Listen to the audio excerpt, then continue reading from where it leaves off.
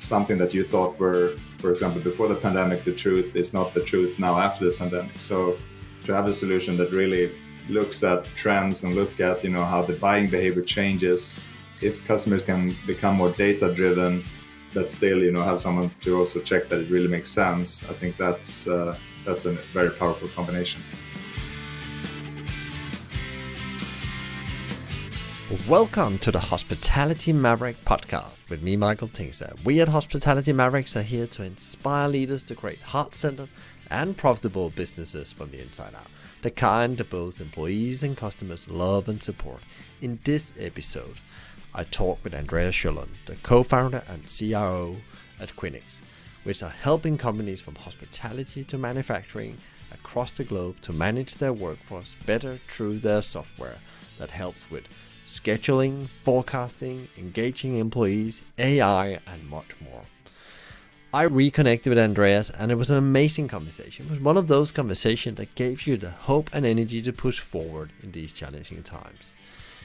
Andreas tells us about how their journey started in a McDonald's restaurant in Sweden where Eric worked as a crew member, and fast forwarding to today where they have offices in the UK, US, Scandinavia, Germany, Netherlands, and more to come. We'll also talk about the pandemic and how it's impacted them and their clients and what they have learned the last 7 months. We'll also talk about Andreas' biggest failure and who inspires and influences him as a leader and person, and how he's using ice cold baths to keep him mentally and physically top of his game. He gives some views on how the world of hospitality will look in the next 12 to 18 months and what tech role is going to be within that. But before you tune in, why not sign up to our Maverick community newsletter and get great insights and leadership tools at hospitalitymavericks.com. We all need to go through this together, so happy to talk with you about your challenges. So please book a chat with me on hospitalitymavericks.com. And don't worry, if you didn't get all of this, there are links in the show notes. There are many great nuggets and advice in here for any leader, so tune in and enjoy. Today we're going to be talking about digital transformation because as we talked about on a number of other podcasts, there's been a massive move with companies within them focusing on especially the customer journey and how they digitalize that one. And they have maybe moved their roadmap 3 to 5 years within 6 months. It's been incredible to see. But today we will take the conversation inside the organization and talk about the workforce, the employees, and how they actually can use tech to actually digitalize their employee experience as well. So not only the customer journey, but the employee experience, and actually improve productivity and also create effective communication. And for that conversation, welcome to you, Andreas, from Quinyx. Thank you so much. Great to be here. Andreas, I know you guys and through many years, way back from my time in McDonald's where Eric, he showed up with I think it was called McTime at that point, and that was the first touch point with Quinyx at that time.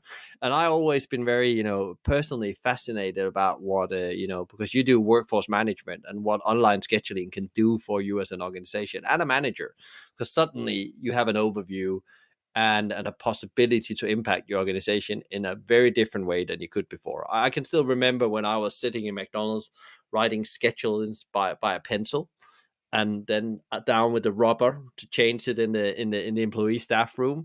And the world have changed a lot since then. And that's some of the things we're going to talk about today. But for people out there, Andreas, that doesn't know who you are and Quinyx, can you just give us a bit like the elevator pitch about who you are and what you're doing? Yeah, definitely. So yeah, it's funny that you mentioned McDonald's because that's where Quinyx all started. So Eric, who started the business back in 2005, he was working extra at McDonald's as a 17-year-old.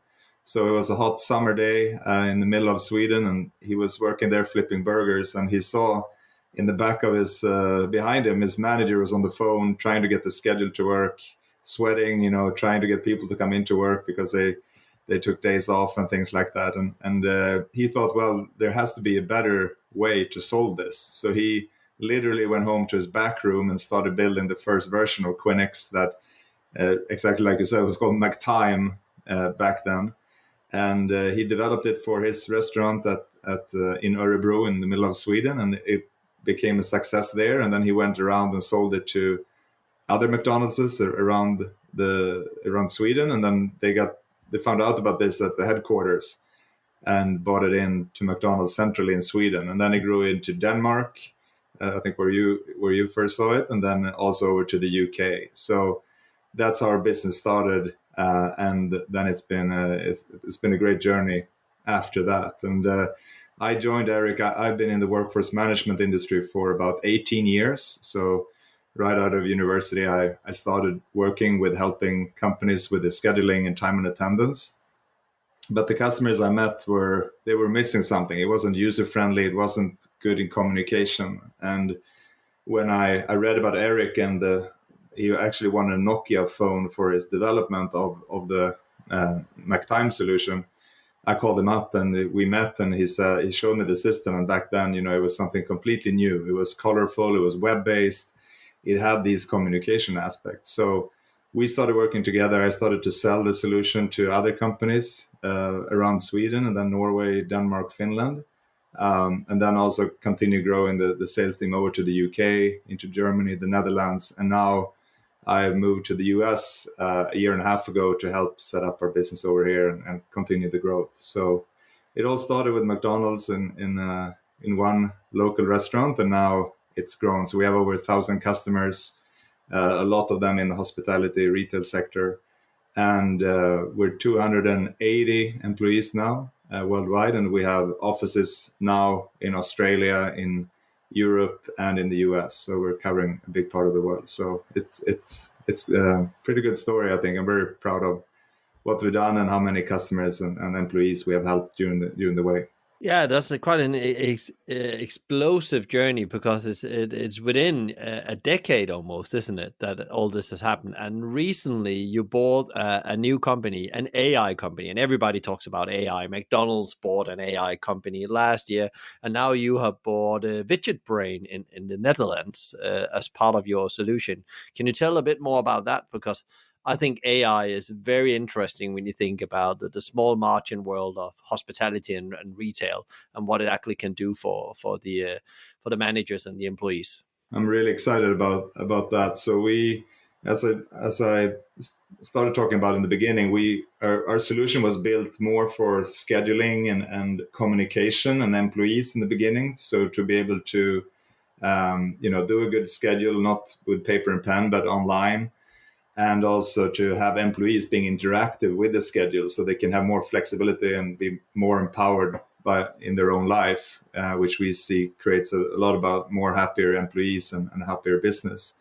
And we've had forecast and optimization technology in the solution since day one. So at McDonald's, they work a lot with 6 weeks average, looking back how much have we sold the last 6 weeks and how much did we sell last year, and then we could do a combination of that. But now, with the technology as it's going forward, with machine learning, AI, companies have come up with great technology like Widget Brain to be able to use not only one algorithm to try to predict the future, but 20, 25 different algorithms to learn from the past with all the rapid changes there are, with events happening, with weather changing, and based on that, create a better forecast. So we started working with Widget Brain about 2.5 years ago, with some very interesting customers together, where we integrated the solutions.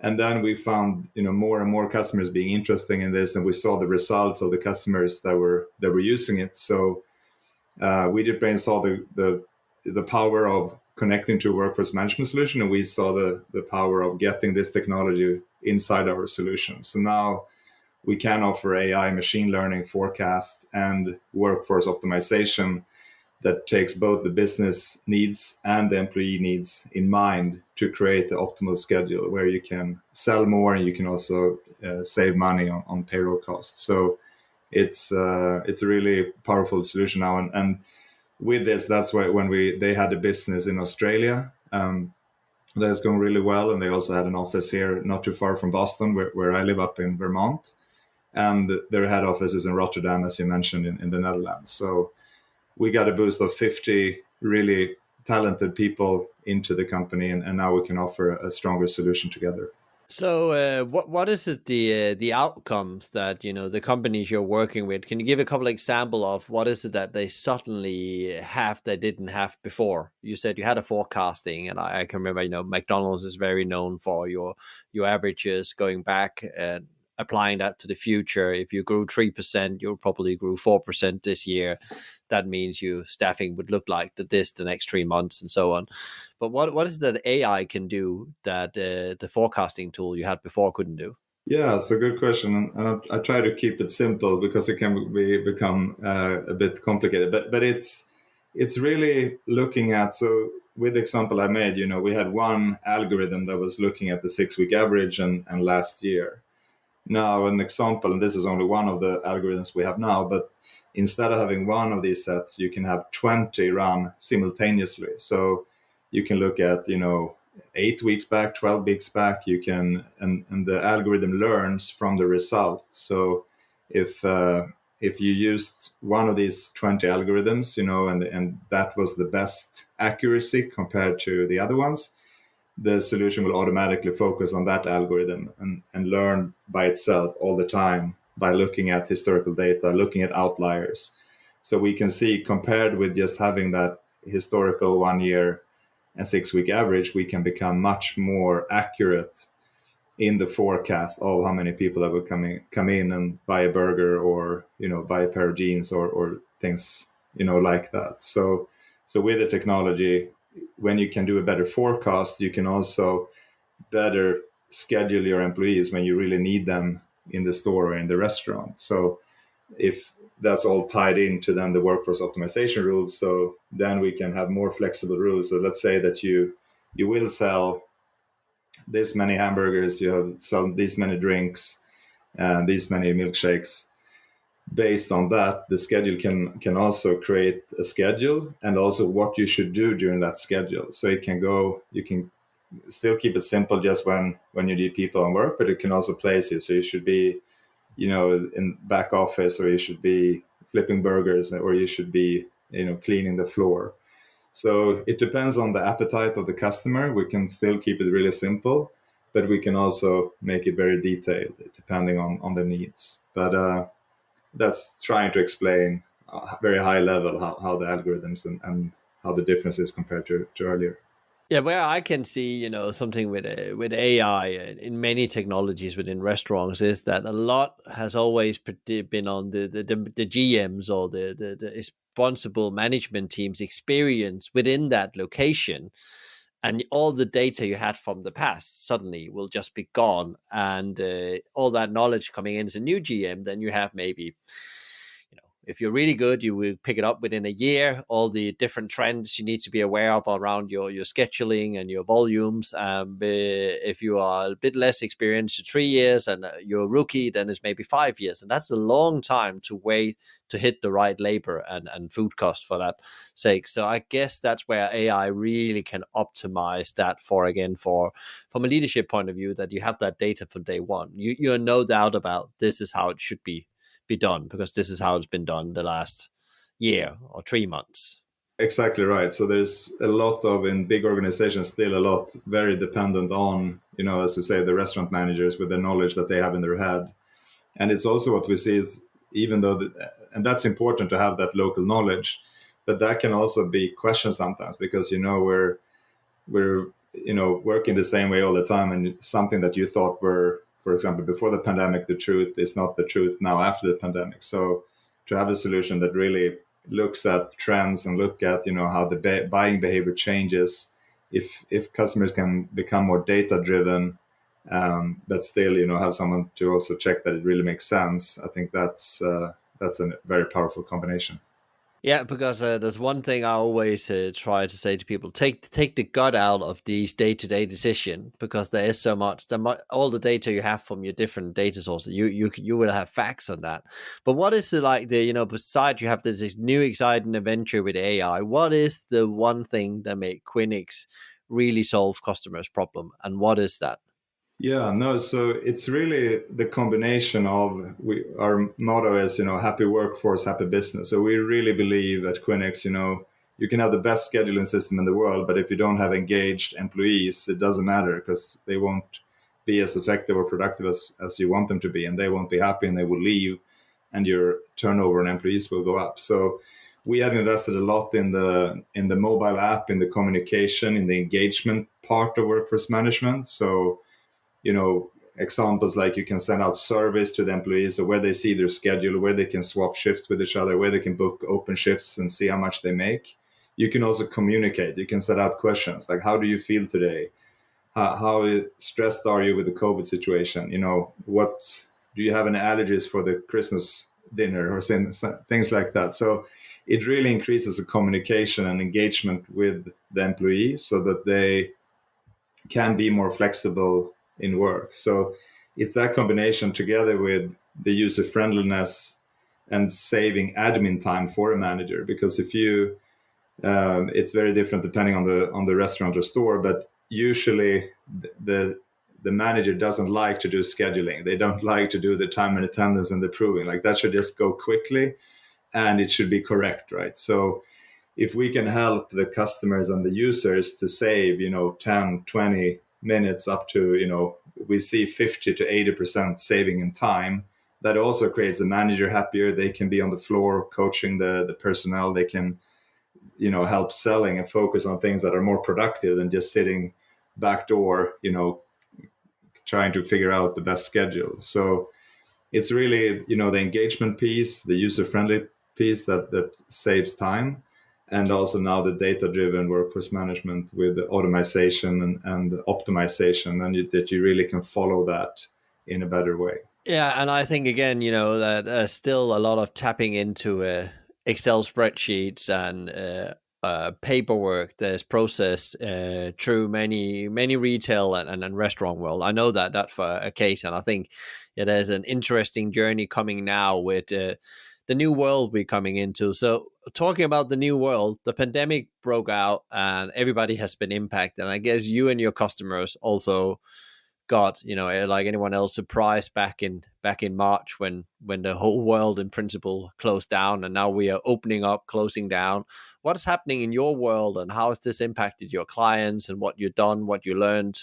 Yeah, no, good question. So it's been a tough couple of months for sure for everybody working, within the hospitality business or selling into hospitality business. So we've had a lot of good discussions with many of our customers, that are working in the, food airline industry or cinema chains and, also fast food restaurants, that has had a tough, half year, almost 8 months, 9 months now going into now second lockdown. So we have tried to be as flexible as we can with, giving discounts and working closely, understanding the customers and helping out to get ready also for the next, the new normal that is coming after this. We see now some good news about vaccines coming, and what we always said is this is temporary. It will be hard this coming months. We didn't know how hard it was going to get, but yeah, it's been tough. But we've been really working through it, and the positive things. I think you can always see positive things and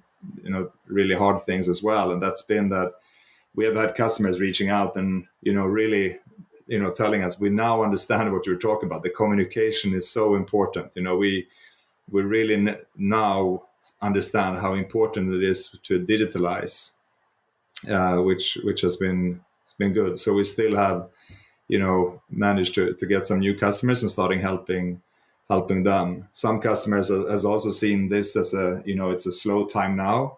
Before it's just been going so quickly, they know that they needed a solution like this, but now they actually got time to implement it and get ready for when things are opening up again. So, but it's been tough for all of us. But I think we've been working great together with the customers, and they've been also great speaking partners. And hopefully, and I think that when we get out of this, we will have tighter bonds with the customers and also being able to help them with some of the new technology that we have now to help them even better, come out of this faster. What has been your, the biggest surprise in all this, Andreas? Yeah, the biggest surprise, I think it's been the hard work that everybody puts in. It's been it's funny how the human being, reacts and acclimates to, to the new world. And I think living here in the US, I've been amazed how quickly they changed. It felt like the second day after, or when this came out, and it was starting with, the lockdown over here quite early in Massachusetts, where I live. It was, curbside pickup right away. How quickly restaurant owners could just, they were, understood that this is going to be serious, it's going to be tough, but they did something right away. So they came out with, instead of going into the restaurants, they had, pickup spots with, hand sanitizer and things like that. So they really found a way, which I think is remarkable, how the human being can just, quickly adapt and do something that is different, but a way to survive, and the way to help to continue to serve customers, because we all need to eat, and we all need to get good service, and yeah. So I think that it's a great question, but I think that's what's been surprising me the most, how quickly customers and hospitality companies adapted to this. It's quite interesting you say customers. I talked with Nick Popovici from Vita Mojo last week around digitalization. He said that what he was most surprised about was actually how quickly the customer accepted using the digital devices. And actually, they were hungry for it. They wanted more than the operators and the tech companies to use this. They were much more ready than anyone thought. And they just very quickly started accepting this is the way we do this now, and we order at our tables, we use technology to open doors and so on. And it went like within a month, most people on the globe knew how to log into Zoom. So how the digital skills were just adapted so because of the need and pressure in a way. And sometimes we're just a bit afraid of pushing that digitalization as leaders within organization. What do you think it's done with the whole digitalization of industries? I said before, roadmap has been pushed forward maybe 5 years somewhere, 3 years some other places. Some people will talk about we'll do that in 3 years time. Did it within weeks. What have you observed with the customers? Yeah, no, it's like you said. I think the digitalization just has a increase in speed a lot. We have something called Qmail in our platform, which is a way to communicate. And it was interesting to see the amount of schedules. We can measure this because it's a cloud-based solution. So the amount of schedules went down in March, but the amount of Qmails went up. So there's the need of communicating in these tough times when you can't go into the working place, and you can't meet and talk and things like that. That really showed how important, like I said, the Zoom or communication within a workforce management solution, an app, like how has my schedule been impacted of this lockdown, and get that quickly out instead of having to call every single one of your employees, even if you still need that human touch, but you update it in the schedule and communicate it out, and they get the information instantly. So I think just those things has increased in value even more. And we have customers reaching out to us and saying that they didn't know how they were gonna survive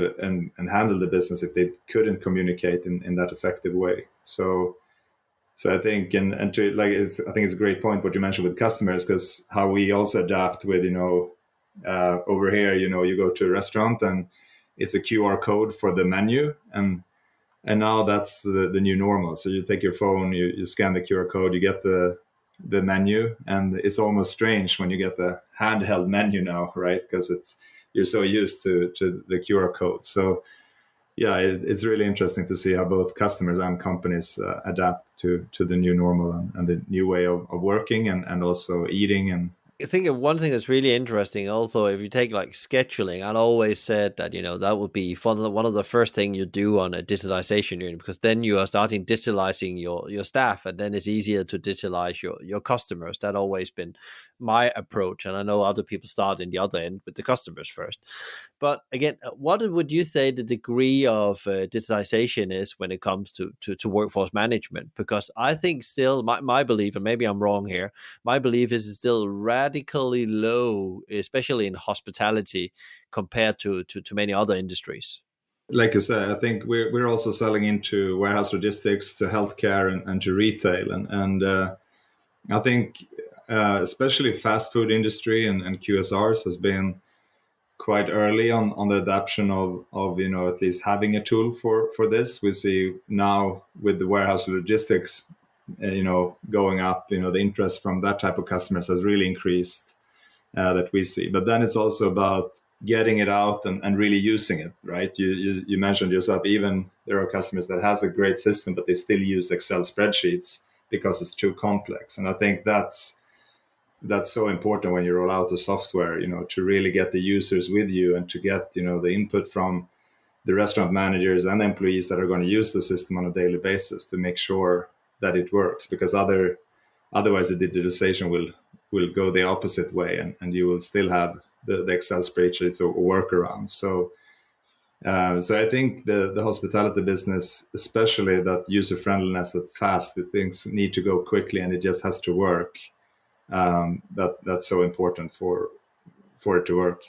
It's so interesting what you say. I totally agree. Sometimes when you get a technology, you buy the features and the benefits, and you say in the leadership team, yes, implement it, but it's not properly implemented, because it's a bit like anything you want to implement in your business. If it's a new way of doing business, then you really have to get out to the front line and make sure they are, as you say, engaged in using it, because not before they are starting using it, really gonna give its benefit back to the organization. And often that work is just stopped, or you stop a bit too early. You don't follow enough through on it. That, because I've done a lot of internal workforce management system myself, and done that mistake where you thought that, well, now they have the tool and now they're going to start using it. But the problem is, if they don't feel confident about using it, then they're not going to use it. So that was one of my early experience with a workforce management tool, not Quinyx at that time, but a different one. What about if we go a bit away from the pandemic and digitalization and talk a bit about like you as an individual? What has been one of your? I always love to ask this question, because a lot of people talk about what they've done really well, but what has been one of your biggest failures, and what do you really learn from that? And I don't know if it's happened in the pandemic or pre-pandemic, like somewhere you really thought that really cemented one of my fundamentals about how I do things. Yeah, no, great question, we've definitely done a lot of mistakes, and I've done a lot of mistakes during these years, and I think the first that comes to mind from kind of a business point of view is where we were going from the Nordics into the UK as a business, and we were living in the Nordics. I was living with a family outside Stockholm, and we were going to open up in England. We had a couple of customers there. We hired a country manager in London, and we hired 3 salespeople spread out in the UK. And we had a sales engineer flying back and forward from Sweden into England. And our idea was that this was going to work. We can teach the salespeople in England to sell the product, and everything will be great, and we can just run it from Stockholm or the Nordics. And it was great people that we hired, but we didn't give them enough support. I didn't give them enough support. I was in the beginning of building a family, and I couldn't travel that much, and they were kind of left alone on that island, and their only kind of contact with us was I was there maybe once per month, and our sales engineer was there more often. But we didn't get the culture over. We didn't get the way of working and communicating. So we spent a lot of, I think, almost a year and a half before we figured it out. That we needed to build one office, where everybody could meet, get energy from each other, and learn the solution. We also needed people from our company coming over to be there to kind of better the communication back to the head office, and also the communication in between, and also giving the trust to the customers that we were here to stay. So I think we spent a lot of time and money on that if we would have focused more on one office, if I would have been there from the start, and also some colleagues, I think that's one of my biggest learnings from like the internationalization journey or growth journey. So if you're a restaurant and you're going to open up in a new country, or it's so important that you're there and that you're on the spot. So I think that's the first thing that comes up from my business side of learnings, I would say.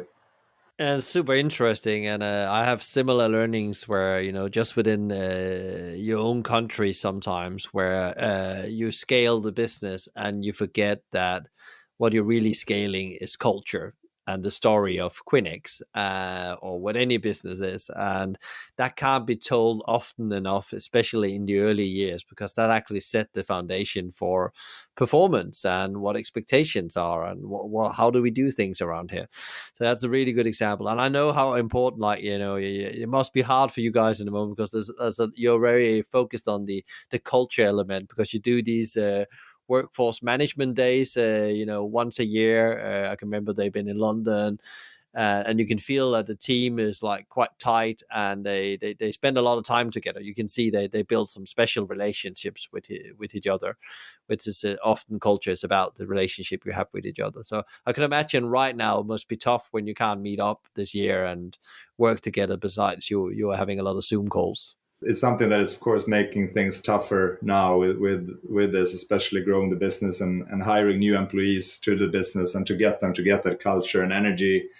And I know you met Sam Mearson, who's an amazing guy and really a big key to our success, globally. And he came over from Sweden to the UK and really made an impact there. And he took what he learned and then went to the Netherlands. And now he's done an amazing job building a team, starting, and get some great customers and culture into the Netherlands. And that's so important to get that, team spirit. And now we have to adjust and do this over Zoom and find ways to get the culture and energy over. But that's something we did starting quite early in the pandemic. Coming back to that, I'm a big fan of Simon Sinek and the power of why, and he was speaking about like how to communicate in crisis, and it's all about transparency and getting everybody together. So we started having twice per week, we had a global sales just get together where it was just we called it the Quinyx Connect, where everybody just got online and everybody was just speaking about like what their situation was on the field, like if they what challenges they had, and it was a really great way to communicate even if we couldn't meet, and it actually got us even tighter together from a global level. So it's something we continue to do now after as well. And sometimes you have meetings and everybody can't join, and now we're in a lot of different time zones, but we still have that connect get together where people can log in and people were learning from each other every time. So that was something that we're now going to continue with after the pandemic, and a good learning. Like a new practice about how to build the culture global you actually got out of, without knowing that's what you got out of, forced to do the pandemic. That's super interesting. What about yourself? Like, there's how do you keep yourself sharp and mentally strong in all this? Because we talked a bit about before we started the interview. You have this lovely drawing behind you of some hills. It looks like the Tour de France, as I said to you. Yeah. How do you do that climb? Yeah. Yeah, it's a good question. So no, it's I'm an old ice hockey player, and I health and sports has always been important to me. So after my hockey career, I started biking and doing some triathlon and working out, but that's something I learned the hard way as well. So when the pandemic hit, there was a lot of sitting at home, sitting in your office chair, and I got a bad back, and I didn't prioritize the working out and training. So what I did after a while, I got one of those mirror. I don't know if you've seen those like workout mirrors that Lululemon bought that you can have at your home. And so I do a lot of like yoga and stretch in front of that early in the mornings. And then I actually do cold baths as well. I don't know if that's a Nordic thing, but they look at me strange. We have a lake not too far away from here, and go down there and take just go into the cold water, and it really refreshes you, and it's kind of meditation and gets you a fresh feeling as well, even though it's really cold and you have to breathe in a certain way. So I think the combination of the mirror and stretching, because I'm really stiff after playing hockey for 20 years, and then also doing those cold baths really get like the blood circulation going, and that breathing is good as well. So that's been keeping me in okay shape, at least during this time, I think. I do cold baths myself, and it's extremely. If I can't go to a leg, I'll just do the shower for 1 minute or two, depending on how resistant and I will be in there. But it's really good for the immune system out there, guys, as well, to keep the box away in these times. You mentioned before Simon Sinek is one of your sources of inspiration. Do you have other sources of inspiration you go to your mental boardroom when you need a bit of inspiration as a leader? Yeah, absolutely. So I think as many, my mom and dad has been great inspirations, through the life, obviously, and that's been, two of my biggest mentors during the life. But other than that, I'm actually a big Tony Robbins fan as well. So he is a big inspiration as well. I started listening to his CDs, back in 2000, 99, 2000, and been to some of his events like Unleash the Power Within, and a really inspiring guy, and a bit crazy guy, but I think it's a lot of what he talks about with the pain and pleasure, like that we're driven by either the need to avoid pain, or that you want to gain pleasure, and that's creating your decision. So that's for taking the ice bath, for example. It's going to hurt in the beginning, it's going to be cold, but afterwards it's good for the immune system. You will feel better afterwards, and it's things like that are quite simple and make sense, but I think he's a good guy communicating that. So he's one of the inspirations, together with Simon Sinek. And otherwise it's another guy named Brendan Burchard, who is a great trainer in public speaking and sales and marketing. So me and Sam went to one of his events in California a couple of years back, and it was really, really good as well to learn, how to present, how to be active on stage, and how to do, good verbal presentations. So, and then I follow a few podcasts. So Sales Inspired is a sales hacker. Tim Ferriss, that's as another very good one. I'm trying his fasting and some of the stuff that he's writing about this in his new book, The Power of Titans, which is another good one. So yeah, and then obviously Eric, our founder and CEO as well. He's been great inspiration and also teammate through all of this. So we have a lot of good discussions, and great leader as well for the company, and always had that global vision. So yeah, a lot of inspiring people, and I think that's important to have those role models and superheroes to kind of look up to, and also communicate with, and get your perspective on different things. Yeah, it's super interesting, and I was just sitting and nodding because there's many similarities to where I would go and get my inspiration. Both Simon Sinek, Jim Collins, Tony Robbins. I can remember still I was invited to my first event with Tony Robbins, and I could tell you I'm a cynical person from the countryside in Denmark. I just thought, this American crazy show. Yeah, I'll go because I've been invited. I should be nice. But I must say, and still stand by being there a couple of times now, that this is still where I've actually moved the most within those 3 days. It's like you go into yourself in a different way. And I don't know how, it's so simple what he does. And you say, well, everybody can do that. They can't. It's something about the energy that's creating in that room. And, so anyone that's really struggling now, if they can sign up to any of that, I don't have any commission on anything for doing that. But I think, as you say, it's a very powerful guy to be inspired from. And he's done some incredible thing. I think he has 27 or 28 companies he runs now. And plus a lot of other stuff. It's a good example of also he had this big events with a lot of people in the room, and now with the pandemic, he does the same thing, but he does it digitally. So, like I said, if you're interested, you can go to Tony Robbins and you can sign up for these virtual events as well. And and I again I say, if you're struggling a bit, you will definitely get something out of that. And every time even if you go to the same show, I get something new. It's like you're building a muscle in a way with it, and I think it's incredible. But leave that. We are not a advertising show for Tony Robbins. Now I couldn't stand That's true. myself when you started talking about it.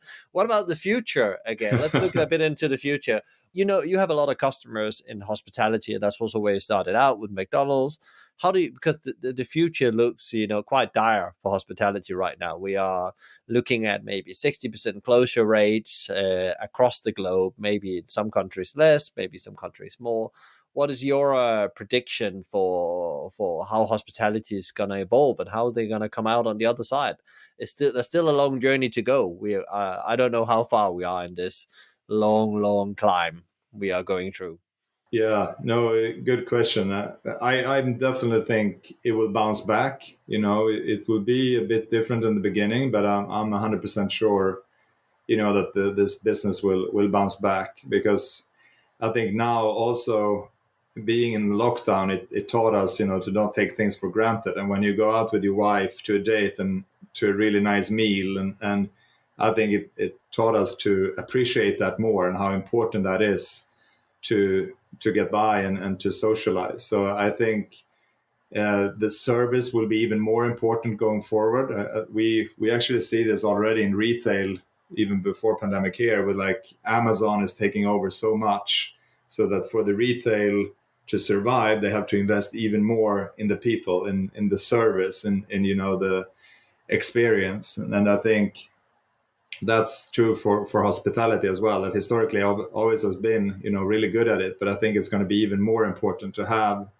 really empowered employees and really, engaged employees, that when the customers go out, and it might not be as often, but when they go out, they're willing to pay for a really good service. And I think that's something that we'll see come from this.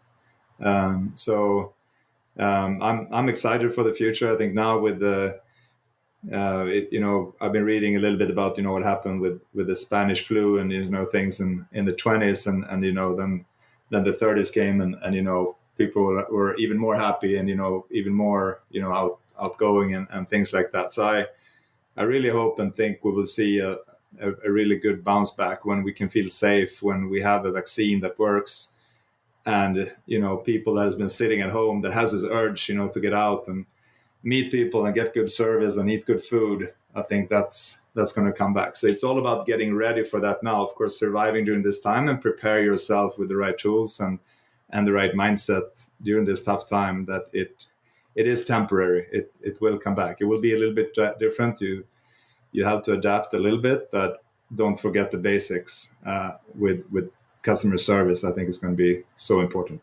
Yeah, I think you're spot on there, because how we will spend our food dollars will, as a consumer, will probably be chosen on different variables than before. It will not be, as you said, it's just a transaction. I just need to go out for dinner. It will be well thought through, and you will choose with caution, because everybody's going to maybe have a little bit less, or some people will have more or less than others. But we're definitely going to think about that. Is this a place that is delivering great service, but also how do they act as a business as well? I think there's an opportunity here to reset as well for an industry that maybe already was. I talked about it before the pandemic. We are on the brink of a collapse, because the old and dusty ways we did some things was a bit industrialized. We were not digitalized enough. We forgot a bit about what hospitality maybe was about. In some instances, we forgot a bit about it's about great food, treating the customer great, and within that, that's the hospitality in itself. And Danny Meyer talks a lot about that as well, from New York, that runs Union Square Hospitality and founder of Shake Shack. He talks about how do you bring hospitality back in a new way, but in a more exciting way, and that's the service bit, as you talk about as well. For leaders out there, Andreas, in the end of the podcast, we're getting to the end now. What are your top 3 advice? Because we are all, sometimes we challenge through this, and we're looking for, some thinking that can maybe guide us a bit about how we actually manage the last mountains, if we take your picture in the back, we need to climb before we are in the new now. Yeah, no, good question. And being an old hockey player, as I mentioned in the beginning, and also having a quite big team now to handle and to inspire, I think there's three words I usually come back with, and it's hard work, teamwork, and enjoy work. I think those three. I mean, it's to succeed. There's no shortcuts. It's really doing the small things, doing the right things, of course, but it's putting in that work and putting in those hours that make you exceptional and make you stand out from your competition. It's really important. And I think the second one, teamwork, you can never do it yourself. Even though if you're a small company, you have partners that you need to take help from, or your family, or it's all about team. Like, teamworks make the dream work, and it's so true, I think. And you need to have players that are good in different areas. You can't have 100 Michaels on your company. You need to have different people that are contributing in different ways, exactly like a soccer team or a football team or a hockey team. So but then the last one, it's almost the most important one as well. I think enjoy work through all of this. If you put in that much work, if you get the team working together, you also have to enjoy it. You can't just work hard and not enjoying it as well. So I think that's especially now when things are tough and we're in the pandemic. I think you still should also make sure that you enjoy life and enjoy your work that you're doing. So if you can get those three together and have a good balance on those three, I think that's a key to success for me, and something to continue working on as well, because you're never done. It's always things you can improve. There's always things you can do, but I think also enjoying it is important to be able to make it long term. I think that was some super advice, especially the one using the word enjoy is not something we do a lot right now, but actually the importance of doing that. And actually, charging energy again to go at it again, because I have my own observation of what I can see in my own work is it feels a bit like when you play, we have to show up pro every day in this environment, because or else it takes you, it throws you if you go in on the court and not playing your best game. And one of my inspirations is also Michael Jordan, and he talks about these fundamentals you need to have in place. If your bottom fundamentals goes out of the game, there's no joy and you can't really perform in a way. So it's about, again, switch off to be able to perform. And at least you played hockey yourself. Yeah, they don't keep on training and training and training before important days. They actually take time off and switch off. And switch off is a big part of enjoying it. So yeah, really, really, really relevant advice, all of them, especially the enjoy bit, Andreas. Andreas, thank you so much for saying yes to come on the show and talk about your incredible journey, but also what's going on right now, what AI can do for workforce management and digitalization within companies, and also your great advice in the end. So I'm sending you and the Quinyx team all the power and energy, and your family as well. You need to thrive and survive in the new paradigm. Thank you so much, Michael. It's been a true pleasure joining here. So thank you so much.